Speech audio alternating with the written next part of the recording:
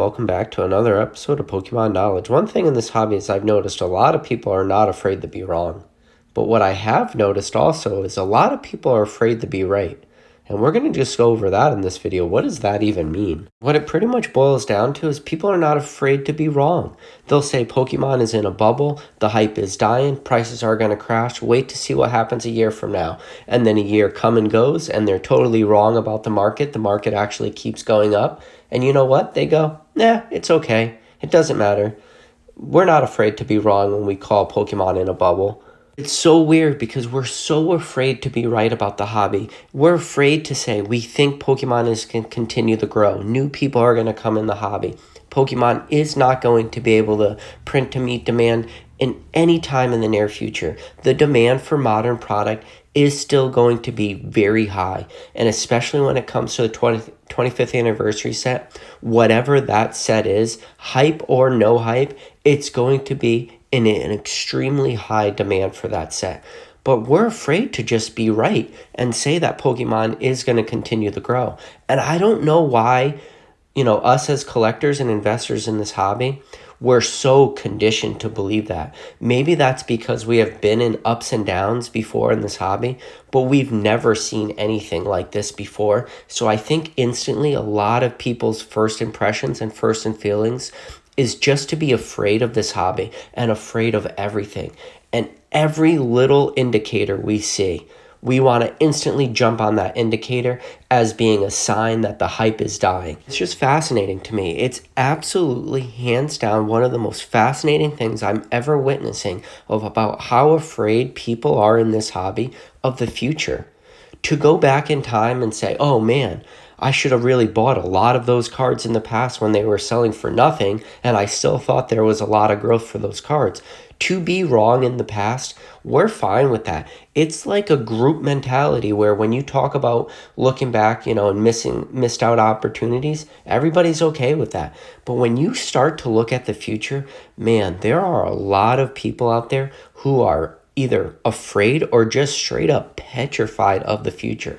And if that's the case, I've said it before, you guys really need to look at your collection and make sure you're diversified enough that you're not like petrified of the future.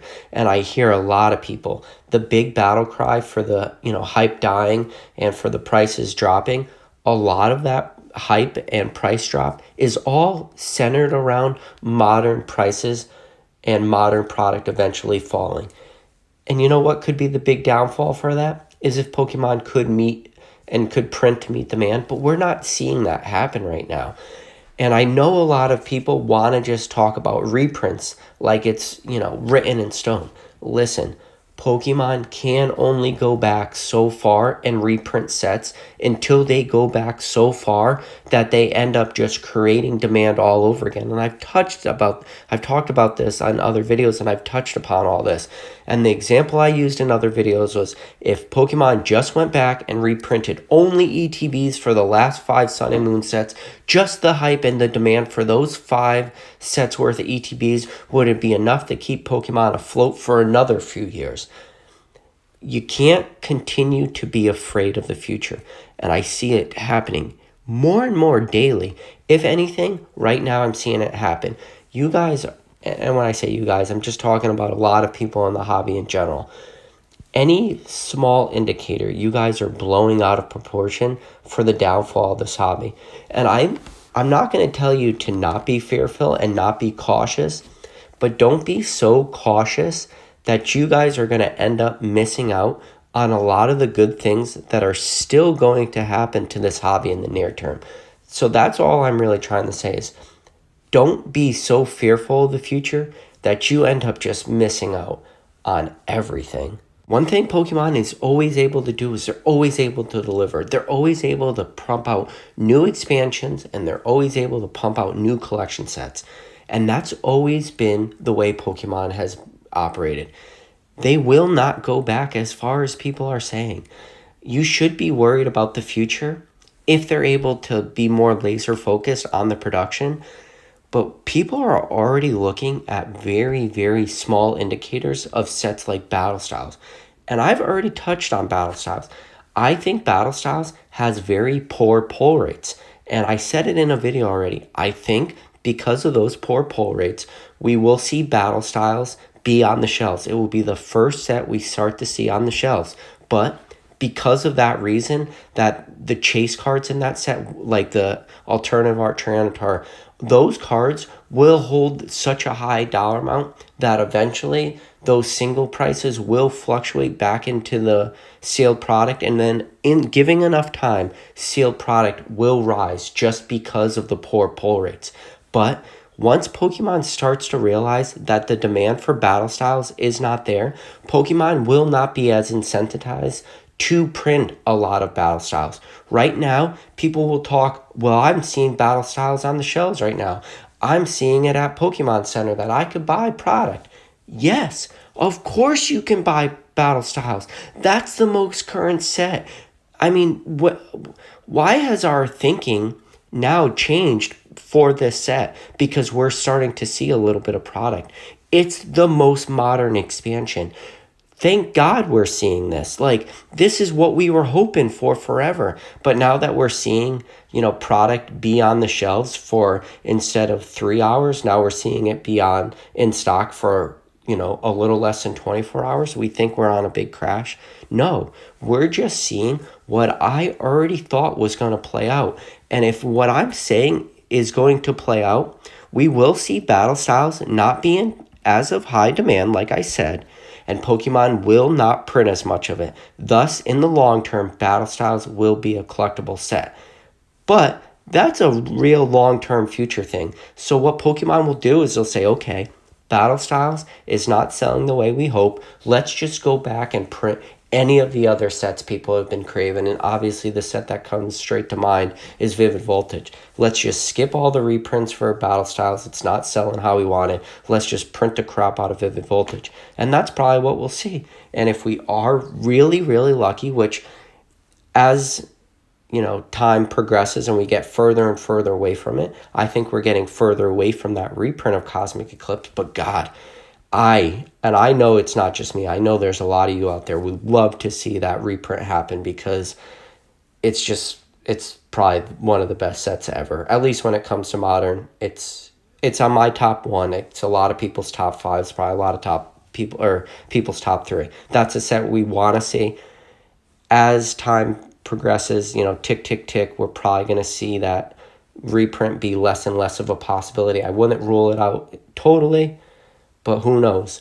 Vivid Voltage is probably going to be the set we see reprinted, most recently. And Chilling Reigns, already, like the early artwork we're seeing for this set, I feel Chilling Reigns will be relatively, popular. But the problem is it's going to have a lot of the same struggles that Battle Styles is having. So it's going to be an interesting set. And if we see like back-to-back, I wouldn't call them duds, because a lot of people aren't going to tell you Battle Styles is a dud, and a lot of people aren't going to tell you Chilling Reigns is a dud, because they're not. They're both strong sets. They both have a lot of good cards.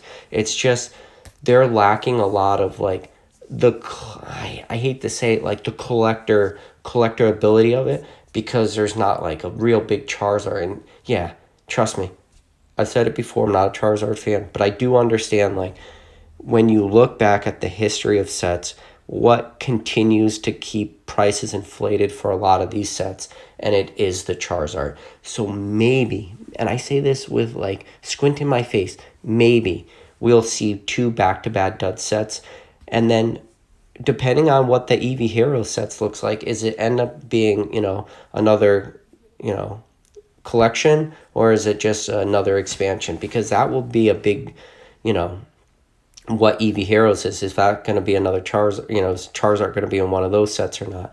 But what we're also going to be seeing now is the 25th anniversary. And when it comes to 25th anniversary, throw everything out the window. All cards, all generations, you name it, they're going to be in this set. There will be a ton of chase cards for the 25th anniversary. And again, this is 100% speculation. But if we see a set similar to like a Evolutions type reprint / heavy hitter set, we could see a lot of cards that a lot of people are going to be really clamoring after. And if that happens, Pokemon is going to take all their printing capabilities and they're just going to focus on meeting the demand for the 25th anniversary. And if we do see that like huge focus on just printing as much 25th anniversary stuff as they can, Chilling Reigns and Battle Styles could potentially take a little bit of a back seat. And it's going to be a real weird dynamic for the hobby going forwards, because the further you go and the more sets you make, the harder it is to go back. Do we really want to see another reprint of Sword and Shield base? No. Do we want to see Rebel Clash? No. Do we want to see Darkness Ablaze? No. We really only want to see Vivid Voltage, and then it's going to be a weird dynamic. And I don't know how Pokemon is going to handle it, but all I'm saying is just don't be afraid of where the future might bring us. I hope we could get away from the here and now and then the then and there and just go to the if and when. Because when we can get to the if and when, that's when the hobby will grow for everyone. And trust me, I'm not telling you guys to ignore stuff in the past, but just constantly be acquiring stuff. Never spread yourself out too thin. That's never what I'm saying. All I'm saying is don't let things pass you by just because you're nervous. Trust me, I want to tell you exactly what sets to buy, exactly what products to buy, and exactly what cards to buy. But morally, I can't do that because it would be bullshit if I tried to do that. Because all I would end up doing is helping myself out in the long run. And that's not what I'm trying to do with this channel. So I do want to try to lead you in the right direction and just make sure you're continuing to grow. And I know today's video we focused on modern product and telling you to not be afraid of modern and not be afraid of the future. But trust me, I'm going to just say it right now, you shouldn't just be focusing in modern. But as I've explained in other videos, this channel is not individual videos. It's just one long conversation. And in today's conversation, all we did was we kind of tried to tackle modern. But please don't just say, oh, Pokemon Knowledge Card said invest in modern, so screw everything else. Let's ignore everything else he said. No, continue to buy vintage, continue to, start to protect yourself against what could happen in the market. But with that said, don't miss opportunities that are still currently happening in the market. Don't start to ignore what's still happening in the market because maybe we're afraid or we're seeing like very small signs of pullback. I just don't want you to get burned in the long run.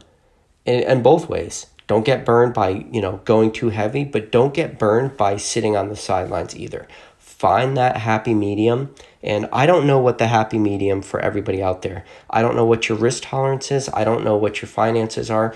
Only do things that are smart for you and never, never, never, never spend more money than you're willing to lose.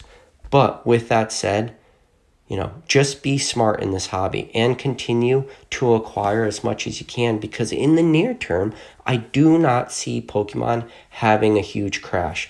And we talk about so many different things on this channel. We talk about sealed product, we talk about vintage, we talk about modern, we talk about individual cards, we talk about graded cards. There's a lot going on. There's so many different pieces, and you need to be, have a little bit of your collection in each one of those sectors. And that's just the way it is. Listen, that's going to bring us to the end of this video. I said it before, if you somehow made it to the end of this video and you're not subscribed, hit that subscribe button. Other than that, hit the like button. Doesn't cost you anything, helps me out a lot, and I'll catch you on the next video.